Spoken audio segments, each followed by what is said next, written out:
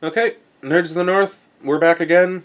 Uh, I got, well, not exactly forced. I bought it this time of my own will because was told it was a better movie. Just finished watching Hunger Games: Catching Fire. There's definitely a lot more story in this one, which was the one part of it I was actually enjoying. But again, if that was the entire point, to have 90% of the movie be the build up and then have the games be so minuscule they don't even really matter. It's just, it was a weird shift over from the first movie being where the games mattered to now it's, oh, you've already seen it, we don't have to show it to you again. Well, you kind of do when you change the entire format of the game, aside from the fact that the people running the game are still cheap ass cheating bastards. Yes. So, first of all, who you don't leave one man in charge of running these games. Because with all those cameras, I guarantee you, more than just him is going to spot what these people are planning on doing, and then you stop it. You can create poison gas that will wipe out an entire section, wipe out the section that they're in, and the sections beside it so they can't run away. That's what you do. No, no, no. Let's pray that nobody notices, especially the president, who seems to be fucking stupid and doesn't pay attention to the monitors. You clearly see Hoffman's character looking at the plan of what the people are planning on doing. That means Snow could be easily looking at it too, because I'm sure his passwords are stronger than the other guy. Who's going to refuse the president when he wants to look at the game footage? None of those fuckers out there, because they don't want to be in the games next. Right? If the capital's supposed to be ruled with fear, which is what they seem to be doing, why are you being such a lame ass about it? People should be fucking terrified of President Snow, even the people he works with, and they don't seem to be. They seem to be able to, they can play him like a fool. Whatever. Maybe that's just a problem with the story, but you know what? If it's better in the book, congratulations, it's better in the book. The movie is not getting it across nearly as intelligently as this supposed great series is supposed to be like.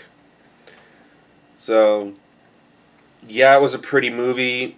It held my attention better than the last ones, but can't really give it more than that. What about you? You're the fanboy of the series, so I like the series. I agree with you with what you have to say. The books are way much better. The movies just aren't capturing enough. But at the same time, the movie's not doing enough of a justice to even make me want to read the book.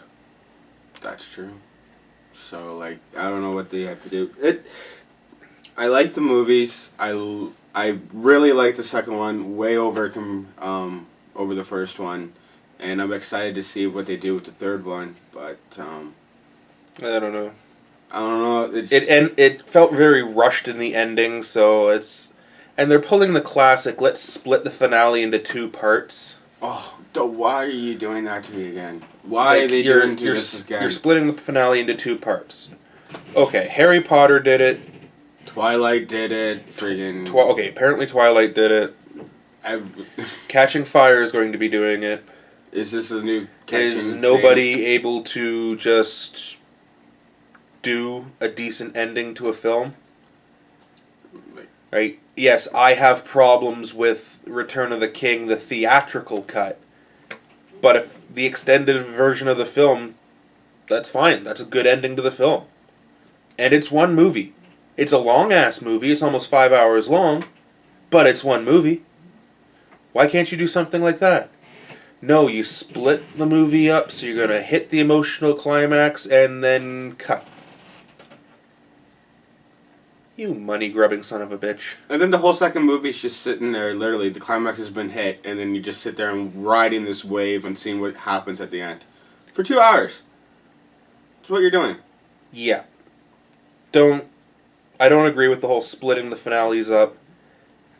I can see the point where you need a longer movie to be able to do this. So, you know what? Start making Your longer fans will sit through a longer movie. Lord of the Rings proved that, like them or not.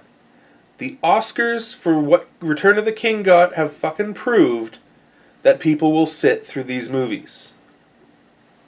So, stop it with it has to be a 2-hour cut. That's all our minds can handle. No. Your fans will handle whatever you put in front of them. 2.5, 3 hours. And those are Easily. the ones you want to have coming back to your film constantly, is your fans. Because they will come back. Like a night out to the movies should be a night out to the movies. Not, I'm there for an hour and a half, walk away, now what? It's only 10:30. We got here at 9, now what do we do? I don't like those days no more. Yeah. Get out at midnight and then we go close the bar or do whatever, right? Like that's a night out. Talking about the movie, doing whatever, but they can do it. I don't know why they don't. I hate it when they split movies. It's like it's the newest trend with every major new book series that comes out that gets turned into movies. The last book of the series needs to be split into 2 to grab that extra last little bit of fucking money. And it doesn't do nothing. You sit there and you're like, yay. Yeah, like, I may like the franchise, but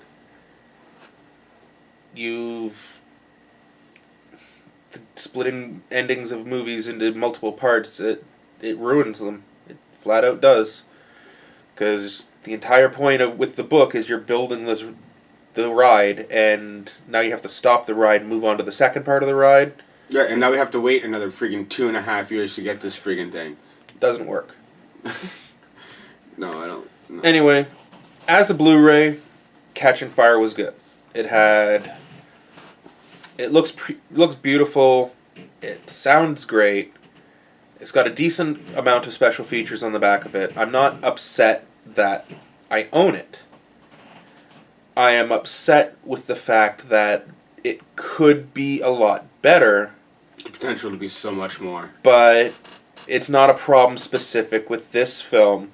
It's a problem specific with what Hollywood is doing, where they're trying to get more substance matter out of the books by, instead of doing clever writing and using, as Lord of the Rings did, sorry to keep using this comparison, but having every scene do 2 or 3 things at the same time from the book.